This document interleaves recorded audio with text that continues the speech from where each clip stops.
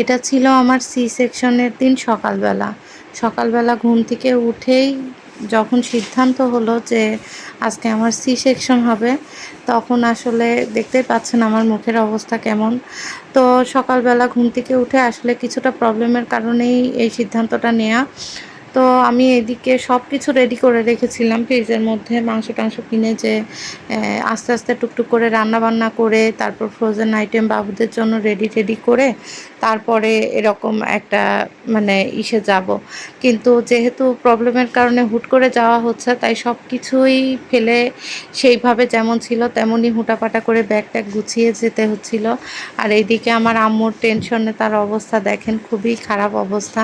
আমি খুব সাহস করে খুব মনের জোর নিয়ে আসলে হাসছিলাম, কথা বলছিলাম, তারপরে ভিডিও করছিলাম। আম্মু অনেক রাগারাগি করছিল যে তোর এত সাহস, এত আমি আসলে আমার ভিতরে কি হচ্ছিল সেটা আমিই জানছিলাম। আপনাদের ভাইয়াও আসলে অনেক শক্ত, আমরা দুইজনাই আসলে অনেক শক্ত হাসি খুশিভাবে মানে সময়টা পার করছিলাম। কিন্তু আসলে ভিতর দুইজনাই হয়তোবা টেনশনে অনেক খারাপ অবস্থা ছিল দুজনার। এখন তার ভিতরের খবর তো আমি জানি না, তবে মুখ দেখে যতটুকু বুঝতে পেরেছিলাম যে সেও মানে অনেক বেশি টেনশনের মধ্যে ছিল। আর আমার ভিতরেরটা তো আমি জানি, আমি মানে উপরে দেখাচ্ছিলাম শক্ত, বাট যখনই একাকিত্বভাবে বসছিলাম বা একা বসছিলাম তখনই আমার ভিতরটা একদম দুমড়ে মুচড়ে যাচ্ছিল। কারণ এর আগের বার যখন ২ বার বেবি হয়েছে তখন আসলে মানে বয়সও হালকা ছিল, আমি না এতটা ফিলই করতে পারি নাই, বা আমার আসলে কেন তখন এরকম এত ভয় লাগা বা এত কিছু কাজই করে নাই। কিন্তু এখন এত বেশি ভয়, টেনশন, খারাপ লাগা কেন জানি না।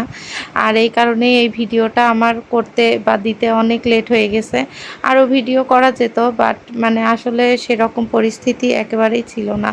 পরে ৮ দিনে এসে ৮ দিনে যেহেতু আমার খালাতো ননদ তারপর নন্দাই আছে, তাদের কারণেই মানে এখানে ভর্তি হওয়া, যে অনেক বেশি আমি সাপোর্ট পাবো।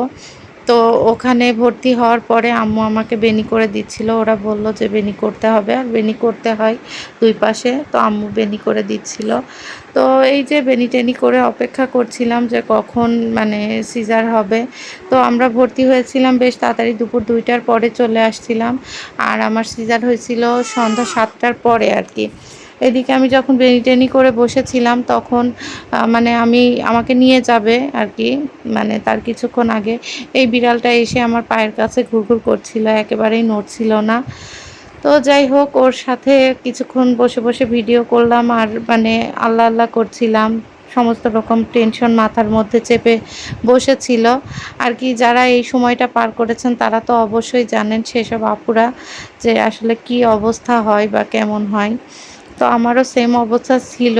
আর আসলে যখন নিয়ে গিয়েছে আমাকে, তখন আসলে ভিডিও করার মতো মুড বা কারোরই সেরকম কোনো কিছু হয় নাই। সেজন্য ভিডিও ওইভাবে করাও হয় নাই। শুধু যতটুকু আমার বড় ছেলে একটু করেছিল সেটাই। এটা দেখে আসলে আমি ইমোশনাল হয়ে যাচ্ছি। এই কারণে আরকি আরও অনেক ভিডিও আছে যেগুলো আমি দিব না বা ভিডিও মানে করব না। তো আপনাদের সাথে ছোট্ট করে এইটুকুই শেয়ার করলাম। আর আমারও মেমোরি হয়ে থেকে গেল।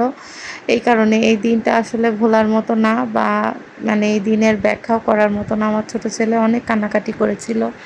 তো যাই হোক, আর সবার অবস্থা দেখতেই পাচ্ছেন। তো আজকের মতো এখানেই, সবাই ভালো থাকবেন। আল্লাহ হাফেজ।